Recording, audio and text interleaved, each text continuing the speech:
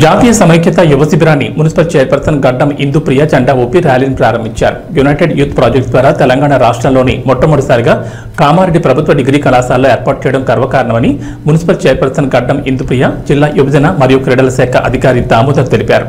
అలాగే దేశం యావత్ సన్మార్గంలో వెళ్లాలని పిలుపునిచ్చారు. ఈ శిబిరంలో ఈ నెల 27వ తేదీ నుండి ఈ నెల 30వ తేదీ వరకు 4 రోజుల పాటు జాతీయ సమైక్యత యువ శిబిరం నిర్వహించినట్లు United youth project chairman T Venkateswarlu తెలిపారు.